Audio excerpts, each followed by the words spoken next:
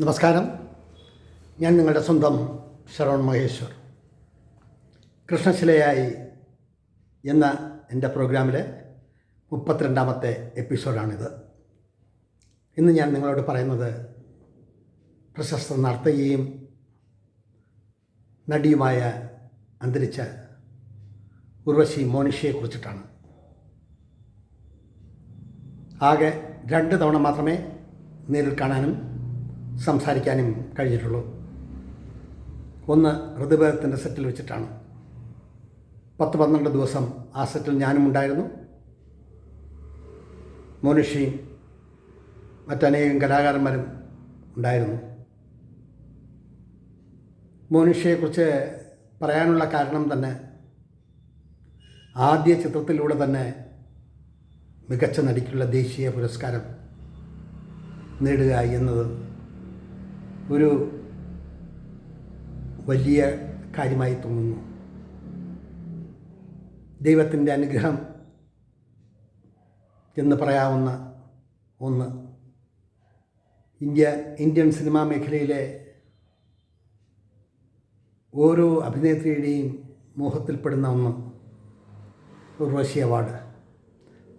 നഗക്ഷതങ്ങൾ എന്ന ചിത്രത്തിലൂടെ, ആദ്യ ചിത്രത്തിലൂടെ തന്നെ മികച്ച നടിക്കുള്ള ദേശീയ അവാർഡ് 15ാമത്തെ വയസ്സിൽ വാങ്ങുക എന്നത് അപ്രാപ്യമായ ഒന്നാണ്.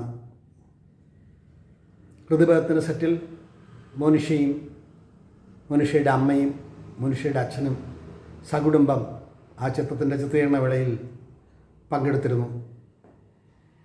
അതിൽ ഞാനാകെ മിന്നിമറയുന്ന 2 സീനുകളിൽ ഒന്നിൽ ബാംഗ്ലൂർ ഫാമിലി വരുന്നത് എൻ്റെ അച്ഛനായും അമ്മയായും ആ ഒരു ഷോട്ടിലൂടെ കടന്നു പോകുന്നത് മോനിഷയുടെ അമ്മയും മോനിഷയുടെ അച്ഛനുമായിരുന്നു. സെറ്റിൽ കാണുന്നവരോടെല്ലാം കുശലം പറഞ്ഞും കാണുന്നവരോടെല്ലാം സംസാരിച്ചും നടക്കുന്നൊരു ശീലമല്ല പണ്ടും ഇന്നും എൻ്റേത്. അപ്പോൾ MTയുടെ മേൽവിലാസത്തിൽ വന്ന് ആ ചിത്രത്തിൻ്റെ ചിത്രീകരണങ്ങളും ചിത്രീകരണ രീതികളുമെല്ലാം കണ്ട് മനസ്സിലാക്കുന്ന ഇടയിൽ എല്ലാവർക്കും എന്നോട് സ്നേഹവും ആവശ്യം മാത്രം സംസാരവുമുള്ളൊരു അന്തരീക്ഷമായിരുന്നു. അതിൽ എനിക്ക് പ്രത്യേകതയായി തോന്നിയത് സിനിമാ രംഗത്തുള്ള ഒരുപാട് ചലച്ചിത്ര താരങ്ങളെയും നടന്മാരെയും നടിമാരെയും സംവിധായകരെയും ഒക്കെ കണ്ടിട്ടുണ്ടെങ്കിലും സൗന്ദര്യത്തിൻ്റെ ഒരു ബിംബം, ഒരു പ്രതിമ പോലെ, കൊത്തിവയ്ക്കപ്പെട്ട ഒരു പ്രതിമ പോലെ ഉള്ള ഒരു രൂപം. വളരെ ചെറിയ കുട്ടി, ആവശ്യമില്ലാതെ ഒരുപാട് സംസാരങ്ങളൊന്നുമില്ല, വളരെ ഡിപ്ലോമാറ്റിക്കായിട്ട് പെരുമാറുന്ന ഒരു കുട്ടി. ദിനം പ്രതി അവിടെ സെറ്റിൽ വരുമ്പോഴൊക്കെ കാട് കയറി സംസാരവും കാട് കയറി ഓരോ കാര്യങ്ങൾ പറയുക, അങ്ങനത്തെ ശീലമൊന്നുമില്ലാത്ത ഒരു അഭിനേത്രി. അന്ന് മഞ്ചേരി കോവിലകത്താണ് ഷൂട്ടിംഗ് എല്ലാം നടക്കുന്നത്. അപ്പോൾ ഷൂട്ടിങ്ങിൻ്റെ ഇടവേളകളിൽ ആകെ ഈ 10-12 ദിവസത്തിനിടയിൽ ഒരു 2-3 ദിവസം ഒരു 2 മിനിറ്റ് 3 മിനിറ്റ് ആ രീതിയിലേ സംസാരിച്ചിട്ടുള്ളൂ. എവിടെ പഠിക്കുന്നു, എന്ത് ചെയ്യുന്നു എന്നൊക്കെ ചോദിച്ചു. പിന്നെ ലക്ഷ ടൈമിൽ എല്ലാവരോടും വളരെ സ്നേഹത്തോടും വളരെ നർമ്മബോധത്തോടെയും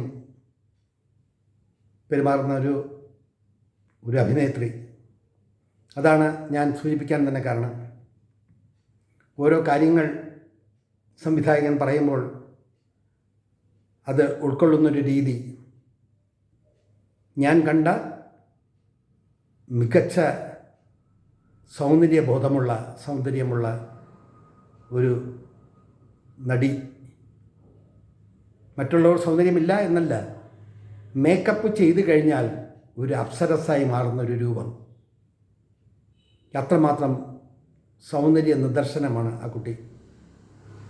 ഏതിൽ പഠിക്കുന്നു, എന്ത് ചെയ്യുന്നു, ഭരതനാട്യമൊക്കെ പ്രാക്ടീസ് ചെയ്യാറുണ്ടോ എന്നൊക്കെ ഉള്ള കുശലാന്വേഷണം. അല്ലാതെ അവരുടെ ഫാമിലി അഫേഴ്സും മറ്റു കാര്യങ്ങളുമൊന്നും തിരക്കാറില്ല. ഈ 10-15 ദിവസങ്ങൾക്കുള്ളിൽ പലപ്പോഴും കാണുമ്പോൾ എന്തെങ്കിലും ഒരു കുശലം പറയുക, അത്ര മാത്രമേ ഉണ്ടായിട്ടുള്ളൂ. അല്ലാതെ മറ്റുള്ള പെരുമാറ്റത്തിലെ ദോഷങ്ങളോ അല്ലെങ്കിൽ റീടേക്ക് എടുക്കുമ്പോഴുള്ള മുഖത്തിൻ്റെ ഭാഗങ്ങൾ മാറുമോ അങ്ങനെയൊന്നും ഉണ്ടായിട്ടില്ല.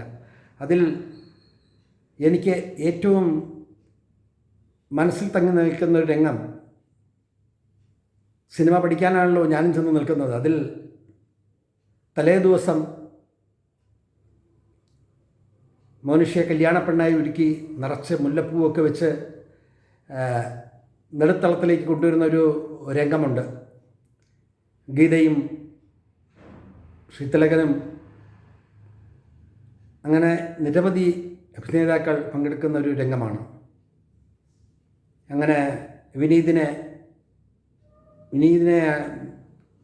തിലകൻ ചേട്ടൻ അടിക്കുന്ന രംഗങ്ങൾ, അങ്ങനെയൊക്കെയുള്ള വളരെ ക്രൂഷ്യലായിട്ടുള്ള 1-2 സീൻസ് 2-3 ക്യാമറ വെച്ചിട്ട് ഷൂട്ട് ചെയ്യുന്ന സമയത്ത് തലയിലെ മുല്ലപ്പൂവ് വിനീതിനെ അടിക്കാൻ പോകുന്ന സമയത്ത് പിടിച്ചു മാറ്റുന്ന അങ്ങനെയൊക്കെ ആയിട്ടുള്ള പ്രശ്നം വരുമ്പോൾ തിലകൻ ചേട്ടൻ്റെ തോളിലിട്ടിരുന്ന ഷോള് താഴെ വീഴുകയും അങ്ങനെയുള്ള കുറച്ച് ഷോട്ടുകൾ എടുത്തുകൊണ്ട് നിൽക്കുമ്പോൾ ഞാൻ വളരെ ദൂരെ മാറി നിൽക്കുകയാണ് ആ രംഗങ്ങൾ ഷൂട്ട് ചെയ്യുന്നത്. ആ സമയത്ത് ശ്രീ ബാലചന്ദ്ര മേനോനുണ്ട്, നെടുമുടി വേണുണ്ട്, മുരളിയുണ്ട്, ഗീതയുണ്ട്, അങ്ങനെ ഒരുപാട് ആർട്ടിസ്റ്റുകൾ. അപ്പോൾ ആ ഒരു രംഗം ഉച്ചയ്ക്കാണ് ചിത്രീകരിക്കുന്നത്. അത് കഴിഞ്ഞ് ഒരു 6-7 ടേക്കൊക്കെ കഴിഞ്ഞിട്ടും ശരിയാവാതെ ഒരു 8ാമത്തെ ടേക്കായപ്പോൾ ഓക്കെ ആയി. ആ 8 ടേക്കിലും മോനിഷയുടെ ഭാവത്തിന് അല്ലെങ്കിൽ മോനിഷയുടെ മുഖഭാവത്തിന് ഒരു മാറ്റവും ഉണ്ടായില്ല എന്ന് തന്നെയാണ്. അപ്പോൾ ഒരു കഥാപാത്രമായി മാറുമ്പോൾ ഉണ്ടാകുന്ന പരിണാമം, ആ വ്യത്യസ്തത 4ഉം 5ഉം 6ഉം ടേക്കായിട്ടും സംവിധായകൻ തൃപ്തി വരുന്നത് വരെ വീണ്ടും വീണ്ടും വീണ്ടും ക്യാമറയ്ക്ക് മുന്നിൽ ക്യാമറയെ അഭിമുഖീകരിക്കുമ്പോൾ സ്വാഭാവികമായി മനുഷ്യസഹജമായി ഉണ്ടാകുന്ന അസ്വസ്ഥതയൊന്നും ആ കുട്ടിയുടെ മുഖത്ത് കാണാനില്ലായിരുന്നു. അതെല്ലാം കഴിഞ്ഞ് ആ ഷൂട്ടിംഗ് അന്നത്തെ എല്ലാം കഴിഞ്ഞ് പിറ്റേ ദിവസം വീണ്ടും അതേ രംഗങ്ങൾ തന്നെ ചിത്രീകരിക്കുകയാണ്. അപ്പോൾ തലേ ദിവസത്തെ മുല്ലപ്പൂക്കളെല്ലാം വാടിപ്പോയി.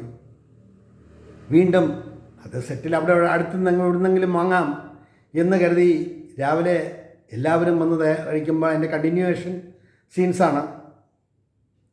പൂവില്ല. ആ പൂവ് സംഘടിപ്പിക്കാനും ആ മണിക്കൂറുകൾ, യൂണിറ്റുകൾ, ആർട്ടിസ്റ്റുകൾ എല്ലാവരുടെയും വിലയേറിയ സമയം ഇങ്ങനെ പൊയ്ക്കൊണ്ടിരിക്കുകയാണ്. ഒരു വലിയ തുക തന്നെ ചിലവഴിക്കേണ്ടി വന്നു 4 മുഴം മുല്ലപ്പൂ വാങ്ങാൻ വേണ്ടി. അപ്പോൾ ചിത്രീകരണം എല്ലാം കഴിഞ്ഞു. അപ്പോൾ എൻ്റെ ഒരു സീനാണുണ്ട്. ബാഗുമെടുത്ത് ബാംഗ്ലൂർ ഫാമിലിയോടൊപ്പം കയറി പോകുന്നൊരു സീനുണ്ട്. ആ സീൻ ഷൂട്ട് ചെയ്യുമ്പോൾ ക്യാമറയ്ക്ക് ഓപ്പോസിറ്റായിട്ട് ഈ കുട്ടി അവിടെ വന്നിരുന്ന് കണ്ണും പിടിച്ചിങ്ങനെ ചിരിക്കുകയാണ്. അപ്പോഴത്തന്നെ പണിക്കരമ്മാവൻ കൂട്ടിക്കൊണ്ടുപോയി എന്ന് സീരിയസ് ആയിട്ട് പറയുന്ന ഒരൊറ്റ ഡയലോഗ് മാത്രമേ എനിക്കുള്ളൂ. അത് ഫസ്റ്റ് ടേക്ക് ഓക്കെ ആയില്ല, സെക്കൻഡ് ടേക്ക് ഓക്കെ ആയി. അപ്പോൾ ക്യാമറയുടെ മുന്നിൽ നിന്ന് ഞാൻ അകത്തോട്ട്, ആ വീടിനകത്തോട്ട് കയറി പോകുന്ന രംഗം എടുക്കുന്ന സമയത്ത് ക്യാമറയ്ക്ക് പിന്നിലായി നടൻ വിനീതും മോനിഷയും ഒക്കെ നിൽക്കുകയാണ്. എനിക്കാണെന്നുണ്ടെങ്കിൽ ക്യാമറ ഡ്രെന്നുള്ള ആ ശബ്ദം കേട്ട് വിറയിലും എന്ത് ചെയ്യണമെന്ന് അറിയാത്തൊരു ഭാവവും. കാരണം ഒരു വലിയ ചിത്രത്തിൻ്റെ ഭാഗമാവുകയില്ലേ. 15 ദിവസത്തെ താമസവും 15 ദിവസത്തെ അനുഭവങ്ങളാണ് മനസ്സിൽ.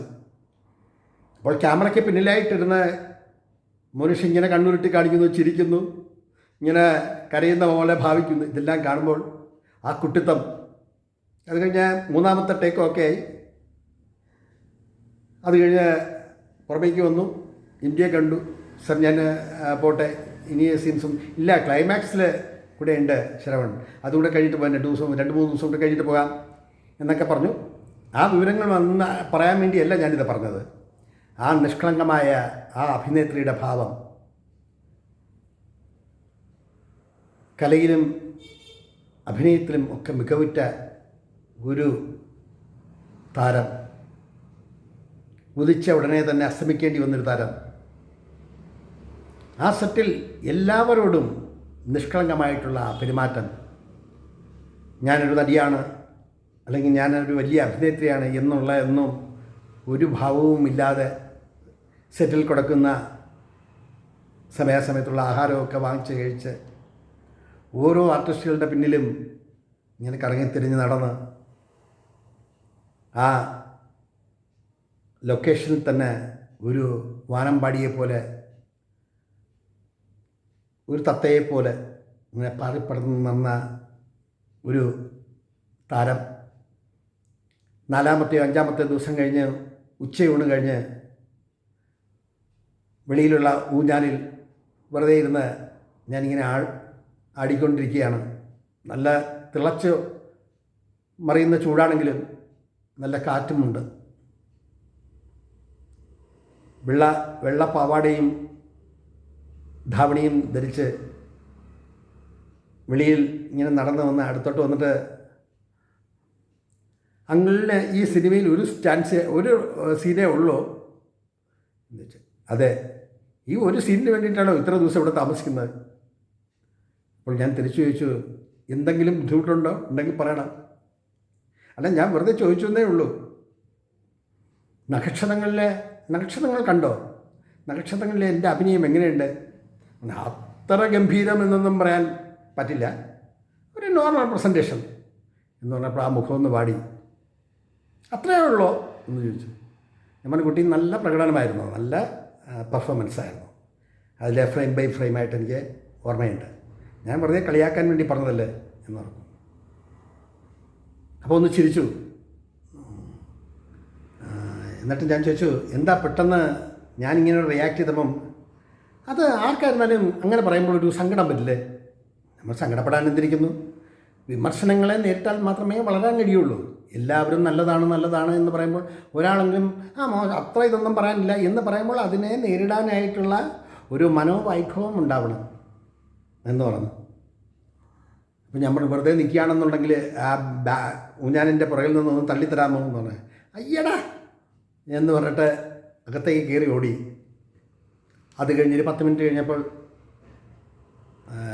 കുട്ടിയുടെ അത്തി വിലാസിനി എന്നുള്ള ഒരു വലിയ പ്രതിഭ എൻ്റെ അടുത്തൊന്നും ഇങ്ങനെ സിനിമയെക്കുറിച്ചിട്ടും സിനിമാഭിനയത്തെക്കുറിച്ചിട്ടും ഒക്കെ ഇങ്ങനെ സംസാരിച്ച് പോയപ്പോൾ ഞാൻ ചോദിച്ചു, ഉർവശിയെ പറ്റിയിട്ട് വിലാസിനിയുടെ കാഴ്ചപ്പാടെന്താണ്? അയ്യോ, നല്ലൊരു പാവ കുഞ്ഞല്ലേ, ഇങ്ങനെ വേണമെങ്കിലും അഭിനയിക്കും, ഒരു ബുദ്ധിമുട്ടുമില്ലാത്ത പ്രസൻറ്റേഷൻസ് അല്ലേ, എത്ര ടേക്ക് എടുത്താലും എങ്ങനെ ചെയ്തെന്നാലും അത് ശരിക്കും അത് ഉൾക്കൊള്ളുന്ന ഒരു നല്ല കലാകാരിയാണ്.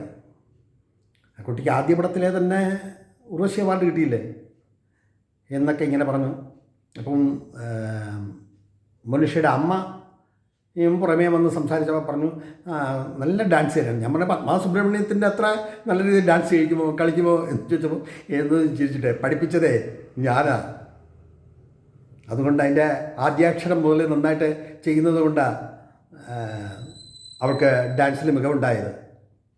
വളരെ സൗമ്യമായിട്ടുള്ള സൗഹൃദപരമായിട്ടുള്ള ആ സംഭാഷണങ്ങൾ ഒരിക്കലും മറക്കാവുന്നില്ല. അത് കഴിഞ്ഞ് 10-14 ദിവസത്തെ ഷൂട്ടിംഗ് എല്ലാം കഴിഞ്ഞ് മടങ്ങുമ്പോൾ ഞാൻ മോനിഷയുടെ ഒരു ചോദ്യം ചോദിച്ചു.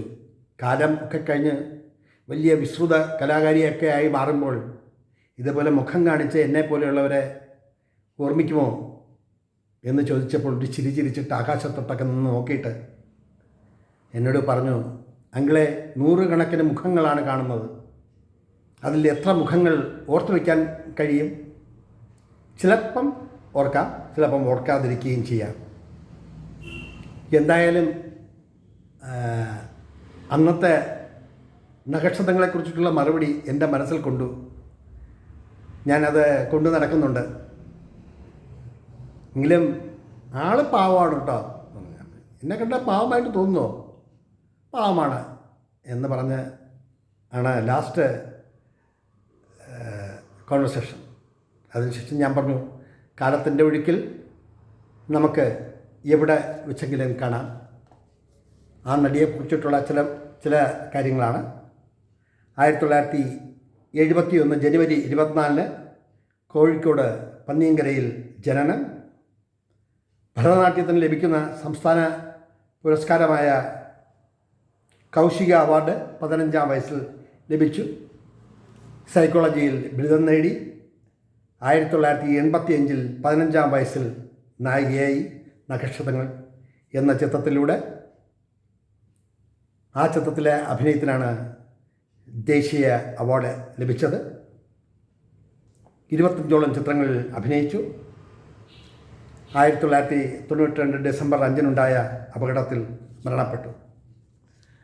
ആ നടിയെക്കുറിച്ച് ഓർക്കുമ്പോൾ വർഷങ്ങൾ കഴിഞ്ഞ് 3 വർഷത്തിന് ശേഷം, അല്ല 1-2 വർഷങ്ങൾക്ക് ശേഷം തിരുവനന്തപുരത്ത് നടന്ന ഫിലിം ഫെസ്റ്റിവലിൽ അരിസ്റ്റോയിലുള്ള നിള തിയേറ്ററിൽ വെച്ച് ഞാൻ കാണുകയാണ്. അന്നാണ് അവിടെ വെച്ചിട്ടാണ് ഞാൻ മഹാനടനായ ഓംപുരിയെ കാണുന്നതും സംസാരിക്കുന്നത്. അങ്ങനെ അവിടെ വെച്ച് നീല ധാവണിയും നീല പാവാടയും കൊടുത്ത് കയ്യിലൊരു ചെറിയ ബാഗുമായി മനുഷ്യൻ്റെ അമ്മയുണ്ടോ അതോ വേറൊരാളാണെന്ന് തോന്നുന്നു വന്നിരുന്നു. അപ്പോൾ ഞാനും ആ ഷോ കാണാനായിട്ടിരിക്കുകയാണ്. ഞാൻ അടുത്ത് നിന്ന് ചോദിച്ചു, മനുഷ്യ അറിയുമോ? എൻ്റെ പേര് ശരവൺ മഹേശ്വർ എന്നാണ്. ഓർമ്മയിൽ തെളിയുന്നില്ലല്ലോ എന്ന് പറഞ്ഞപ്പോൾ ഞാൻ കുറച്ചും കൂടി അടുത്ത് നിന്നിട്ട് പറഞ്ഞു, നക്ഷത്രങ്ങളിലെ അവാർഡിനെ പറ്റി പറഞ്ഞ ആ ആളെ, ഇപ്പം മനസ്സിലായി അന്ന് എന്നോട് പറഞ്ഞില്ലേ അത്ര മികവില്ല എന്ന് പറഞ്ഞില്ലേ, ആ ആളല്ലേ? ഞാൻ പറഞ്ഞു അതെ. ഒട്ടും മാറ്റമൊന്നുമില്ലല്ലോ, അന്നത്തെ പോലെ തന്നെയല്ലോ കണ്ടത്. പിന്നീട് സിനിമയിൽ വല്ല അഭിനയിച്ചു? ഞാൻ പറഞ്ഞു ആരെങ്കിലും വിളിക്കണ്ടേ, സിനിമയിൽ അഭിനയിച്ചിട്ടേ ഇല്ല. പിന്നീട് നമ്മൾ എഴുത്തും കാര്യങ്ങളുമൊക്കെ ആയിട്ട് അങ്ങനെ മുന്നോട്ട് പോകുന്നു. ജീവിതമൊക്കെ എങ്ങനെയുണ്ട് ചോദിച്ചപ്പോൾ സുഖം, അങ്ങനെ പോകുന്നു. കുറച്ച് ചിത്രങ്ങളിലൊക്കെ ഞാനിപ്പോൾ അഭിനയിക്കുന്നുണ്ട്. അപ്പം അമ്മയൊക്കെ വരാറുണ്ട്. പിന്നെ അമ്മയാണല്ലോ, അമ്മയും അച്ഛൻ്റെയും ഫുൾ സപ്പോർട്ടുണ്ട്. അപ്പോൾ ഈ ഫെസ്റ്റിവലിൽ ഈ ചിത്രം, ആ ചിത്രത്തിൻ്റെ പേര് ഞാൻ ഓർമ്മിക്കുന്നില്ല, കാണാനായി വന്നതാണ്. എന്തായാലും ഞാൻ വീണ്ടും കാണും എന്ന് ഞാൻ ഓർത്തില്ല. പക്ഷേ കണ്ടതിൽ വളരെയധികം സന്തോഷം. മറ്റു ചിത്രങ്ങളൊക്കെ കണ്ടോ എന്ന് ചോദിച്ചവൾ പറഞ്ഞു, എവിടെയാണെങ്കിൽ സിനിമ കാണാൻ സമയം? ഒരു ഷെഡ്യൂളിൽ നിന്നും അടുത്ത ഷെഡ്യൂളിലും പല ചിത്രങ്ങളല്ലേ, അപ്പോൾ അതിൻ്റേതായിട്ടുള്ള കുറച്ച് തിരക്കുണ്ട്.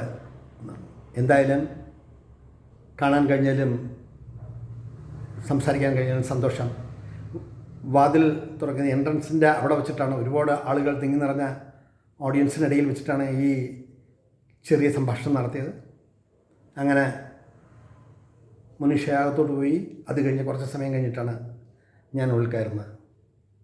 ഇത്രയും ഞാനിവിടെ പറയുമ്പോഴും ആദ്യ ചിത്രത്തിലൂടെ ഉർവശി അവാർഡ് നേടിയ ഒരു വലിയ കലാകാരിയുടെ അകാലത്തിലുള്ള മരണം, അത് എന്താണ് അങ്ങനെ സംഭവിച്ചത്? കുടുംബസമേതം എന്ന ചിത്രത്തിലുള്ള പ്രകടനവും ഓരോ ചിത്രങ്ങളിലും വശ്യമായ പുഞ്ചിരിയും, മേക്കപ്പ് ഇട്ട് കഴിഞ്ഞാൽ അപ്സരസ് എന്ന് വേണം പറയാൻ. അത്രമാത്രം സൗന്ദര്യവും പെരുമാറ്റത്തിൽ ഉള്ള വിനയവും, ഒരു കലാകാരിക്ക് വേണ്ടതെല്ലാം ഉള്ള ഒരു അഭിനേത്രി. അച്ഛൻ ബിസിനസ്സുകാരൻ, ജീവിക്കാൻ യാതൊരു ബുദ്ധിമുട്ടില്ലാത്ത നല്ല രീതിയിൽ ജീവിക്കുന്ന ഒരു കുടുംബം. അപ്പോൾ സിനിമ അഭിനയമില്ലെങ്കിലും സുഖമായി സുന്ദരമായി ജീവിച്ചു പോകാം. എങ്കിലും ഈ മാസ്മരിക ലോകത്തിൽ വന്ന് കുറച്ച് ചിത്രങ്ങൾ മറ്റുള്ളവർക്ക് വേണ്ടി അഭിനയിച്ച് കാണിക്കാനും ഇന്നും കാലമത്ര കഴിഞ്ഞിരിക്കുന്നു. ഇന്നും ആ നടിയെ ഒരുപാട് പേർ ഓർക്കുന്നു. ഒരുപാട് പേർ ആ കുട്ടിയുടെ വശ്യമായ അനുഭവത്തെപ്പറ്റി ചിന്തിക്കുന്നു. ആ കൂട്ടത്തിൽ ഒരാളാണ് ഞാനും. പക്ഷേ ഒരുപാട് ഇന്ത്യൻ സിനിമയിലെ സ്മിതാ പാട്ടീൽ ഉൾപ്പെടെയുള്ള ഒരുപാട് പേരെ നേരിൽ കാണാനും സംസാരിക്കാനും എനിക്ക് കഴിഞ്ഞിട്ടുണ്ടെങ്കിലും സൗന്ദര്യത്തിൻ്റെ അപാരമായിട്ടുള്ള ഒരു നിദർശനമായിരുന്നു മോനിഷ എന്നുള്ള നടി. കാലമെത്ര കഴിഞ്ഞാലും ആ അഭിനേത്രിയുടെ അഭിനയചാരുത ഉള്ള ചിത്രങ്ങൾ വർഷം 10-28 കഴിഞ്ഞിട്ടും ഇവിടുത്തെ മലയാള മണ്ണിലെ കലാകാരന്മാരും ലോകത്തിൻ്റെ ഏത് ഭാഗത്തുള്ള കലാകാരന്മാരും ഓർക്കപ്പെടുന്ന ഒരു നല്ല അഭിനേത്രി. അതുകൊണ്ടാണ് എൻ്റെ ഈ കൃഷ്ണശില എന്നുള്ള എപ്പിസോഡിൽ ഞാൻ ആ താരത്തെപ്പറ്റി പറഞ്ഞത്. വിനയത്തിൻ്റെ ഒരു മൂർത്തിമത് ഭാവമാണ്.